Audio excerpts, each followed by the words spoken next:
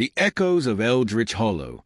There is a town, or perhaps it is better to say a village, lost somewhere deep in the endless woods. Its name has long been forgotten by most, swallowed by time and the creeping vines that curl over every building, every forgotten stone. The locals once called it Eldritch Hollow, but that name too has faded, whispered only by the wind and the occasional lost traveler who dares wander too close. I wasn't always a believer in the old tales. I was a skeptic, a man of science, driven by logic and reason. It was that mindset that led me to take up the invitation that had arrived at my doorstep one autumn afternoon, a letter from an old friend, Nathaniel Hart, who had moved to Eldritch Hollow years before. He spoke of an amazing discovery and urged me to come visit him, claiming it was something that could change everything I thought I knew about the world. It didn't sound like the Nathaniel I remembered, but I hadn't seen him in years, so I didn't think much of it. My curiosity got the best of me, and I packed my bags. The drive was long, the road winding and narrow, through forests that seemed to stretch on forever. The trees were twisted, their branches clawing at the sky like desperate hands.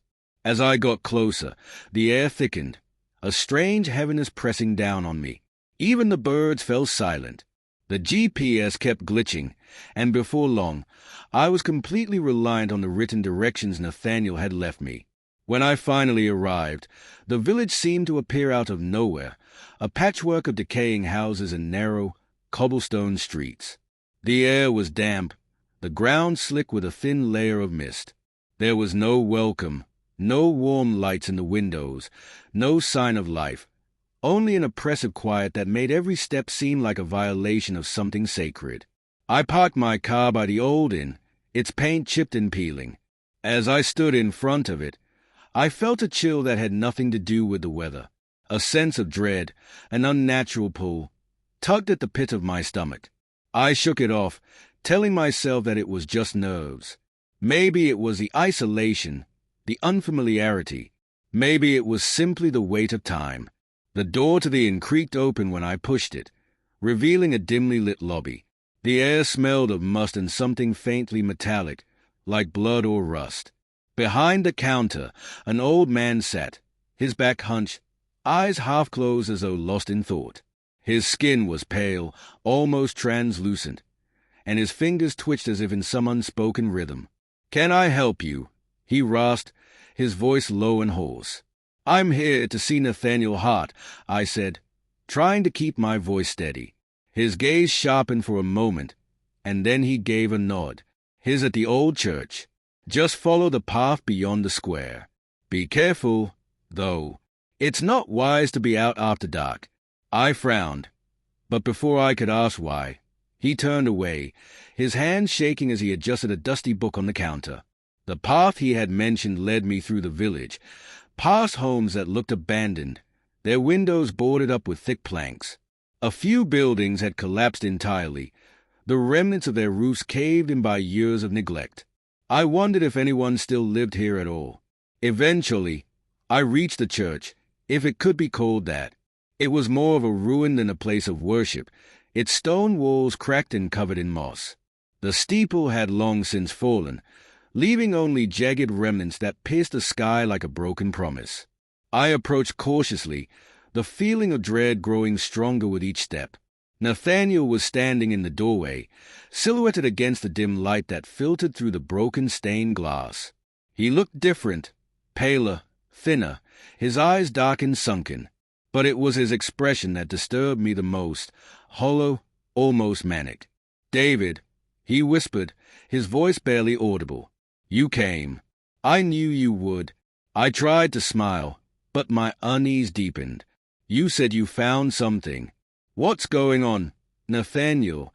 He motioned for me to come inside. As I entered, I saw the reason behind his madness. The interior of the church was unlike anything I had ever seen. The walls were covered in strange, cryptic symbols, ancient runes that pulsed with a faint, eerie light.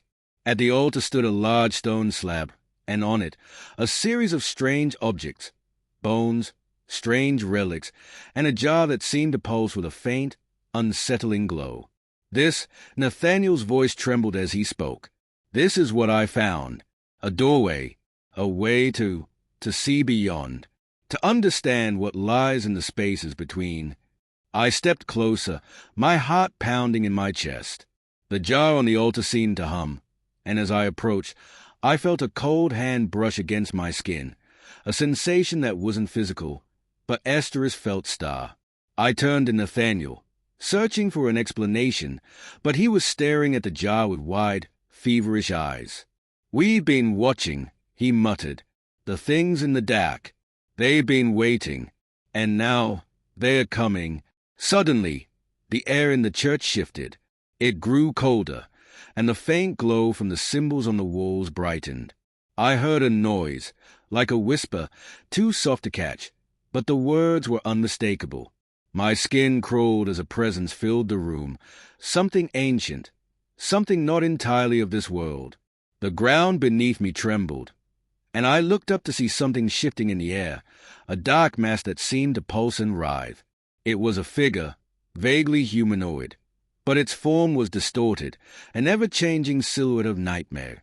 Nathaniel was laughing now, a maniacal sound that echoed through the church. "They are here! They are finally here!" I turned to run, but the door slammed shut in front of me. The walls of the church began to bend, as if the very structure was warping to accommodate the thing that had entered. The whispers grew louder, and I could feel my mind starting to unravel. The shadows twisted around me, thick like oil, as they reached out, cold fingers grazing my skin. I was trapped. The last thing I remember before everything went black was Nathaniel's face, now contorted in an expression of sheer terror as he screamed into the void, his voice drowned by the sound of something terrible, something incomprehensible, rising from the depths of that forsaken place. When I woke, I was outside the church, lying on the cold, wet ground. The village was gone.